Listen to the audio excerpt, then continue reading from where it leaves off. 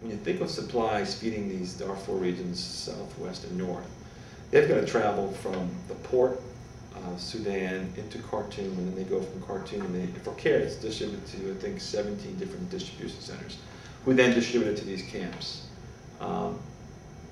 That week we were there, we met with the UN World Food Program, and they had lost, I want to say, 8 to 10 vehicles that week before, that were just hijacked, stolen. It starts off as a plastic tent and a couple of poles. Most times these poles are just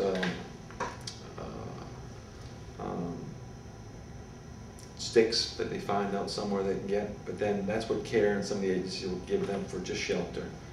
And part of the things they taught us was, as you go through the camp, you'll see, you can measure the time that they've been there, because the plastic becomes a couple of tarps, then becomes a couple of other things that build a little bit more formality, and then they start doing mud bricks and start building themselves a little bit more of an infrastructure. So as you progress through the camp, you can see different parts that you say that one's been there longer because they have a more of a sustained structure that they're living under. They have latrines that are purely just a hole in the ground that have a bamboo-like wrap around them. I think it's shared by about 8 families each. Each family has 4 to 6 children or members in it. So it's a very unprivate, whatever that word would be, experience. It's desolate. It's barren. There's no trees. It's very dark, dirty, windy. A lot of dust in the air at all times. I mean, everyone's wrapped in their traditional garb, and they seem to accept and tolerate what they have. But you can just get a sense there's a very nomadic experience going on there, as well as just a tolerance to what they have to deal with. There's no roads, there's no highways, there's no lights, there's no nothing. So you're just driving on dirt. The town of Nyala has some infrastructure with dirt roads and all, but so when we were there, we got a chance to witness, again, the discussion with the tribal leaders, and then we went out into the middle of the camp, which we were followed very closely by the security folks.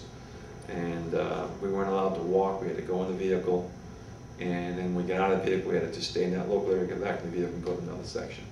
And part of our role was to bring a couple of soccer balls and bring it to the schools. There's a boys' school and a girls' school there in the middle of the section.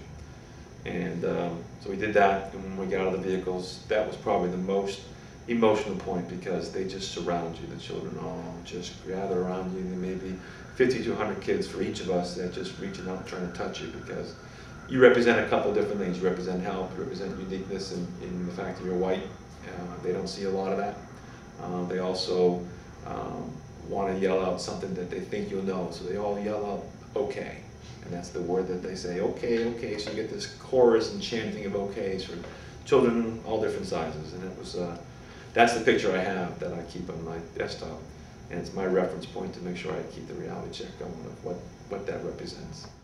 The thing that I learned to appreciate is there are folks that work for CARE, and they work under these difficult conditions, yet they still have a positive attitude. They're very focused on what they're trying to do. They believe in what they're doing. And under the conditions that they're living in the same space and challenges that the people they're helping, and they still have that positive attitude. They work relentless hours. It's thankless work from the rest of the world, but it's appreciated by the people that they support. They're folks that they try to help. I also got an appreciation of the UN and all the different foundations out there and organizations that do this every day, because there is a media image sometimes that you get from things like the UN that's not an efficient organization. And I saw a lot of people working hard, dealing with a lot of challenges, especially in the Sudan area, that I learned to appreciate a lot more about those NGOs and some of those government agencies and UN agencies.